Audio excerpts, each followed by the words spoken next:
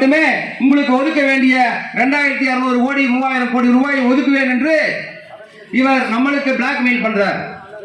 மோடி அவர்களே, உங்களை போன்ற பல பேர்த்தை பார்த்திருக்கோம். உங்களை போன்ற பல பேர்களை பார்த்து இந்தி போராட்டத்தை முதலில் தமிழகத்தில் வீடு கொண்டு எழுத்து அதன் பிறகுதான் திராவிட முன்னேற்ற கழகமே ஆட்சிக்கு வந்தது. நீங்க மீண்டும் ஒரு மொழிக் கொள்கையை திணிக்க இருக்க என்ன கண்டிக்காதீங்க. உலகத்தில் இருக்கக்கூடிய மிக மிக மிக சிலிக்கான் சிட்டி, அதான் கம்ப்யூட்டர் வல்லுநர்கள் இருக்கக்கூடிய சிலிக்கான் சிட்டி, அதில் 10 பேரில் 3 பேர் தமிழன் தான் கணிப்பொறி வல்லுநராக இருக்கிறார்கள். இது எதனால் சாத்தியப்பட்டது? ஹிந்தி கத்திட்டு போயிருந்தது நடந்திருக்குமா? ஹிந்தி கத்திட்டு போயிருந்தா நடந்திருக்குமா? இங்க இருக்கக்கூடிய மாணவனும் இங்க இருக்கக்கூடிய நாமும் நாளைக்கு மகாராஷ்டிரையோ அல்லது அஸ்ஸாமிலேயோ போய் இதே மாதிரி இங்க அங்கிருந்து வந்து பணிபுரிகிறோம் பாத்தியா, கோழி பண்ணையிலையோ. அப்ப எங்களுக்கு தேவையான ஹிந்தி கத்துக்கிறோம். நீ ஹிந்தி திணிக்காத. இவனை நான் ஹிந்தி படிக்க வேண்டாம் சொல்லல, திணிக்காதுன்னு தான் சொல்லிட்டு இருக்கோம். அதை முதலில் கையில் எடுத்தது திராவிட முன்னேற்ற கழக அரசு.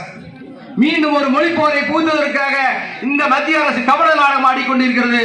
இது பெரியார் மண், எதற்கும் அஞ்ச மாட்டோம். பாஜகவுக்கு என்றும் இந்த தமிழகத்தில் இடம் கிடையாது.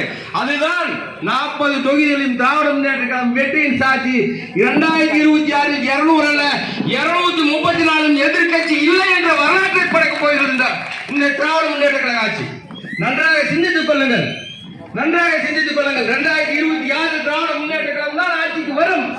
வந்தால் தமிழகத்தில் அதிமுக என்ற ஒரு கட்சி இருக்கவே இருக்காது. ஆல்ரெடி அவங்க 10 பேர் பிரிஞ்சிருக்காங்க. திமுக மட்டும் ஆட்சிக்கு வந்துச்சுன்னா அது 10 பேர் 20 பேரா போயிடுவாங்க. அப்போ அதிமுக அவுட். நான் போன கூட்டத்திலே ஒரு டைம் சொன்னேன், ஈரோடு சட்டமன்ற எலெக்ஷனுக்கு முன்னாடியே சொன்னேன், சீமான் ஒரு ஆடிட்டு இருக்கான். ஈரோட்டுல நாம் அடிக்கிற அடியில அந்த கட்சி காணாம போயிரு. இப்ப அந்த கட்சியில ஒருத்தருமே இல்ல, சீமான் மட்டும் தான் இருக்காங்க. எல்லாரும் வந்துட்டாங்க. அப்ப சீமான் அவுட். ஒர்க் ஃப்ரம் ஹோம் நடத்திட்டு இருக்காரு. இப்ப வந்து ஒரு நடிகர், அவரு ஏதாவது ஒரு கூட்டத்துக்கு வந்து பார்த்திருக்கீங்களா? எத்தனை கூட்டத்துக்கு போறாரு இளம் தலைவர் எத்தனை கூட்டத்துக்கு போறாரு? காலையில் ஒரு டைம் தளபதி ஒரு கூட்டத்தில் இருந்தா, இன்னொரு டைம் இளம் தலைவர் இன்னொரு இடத்த கூட்டத்தில் நடத்திட்டு இருக்காரு.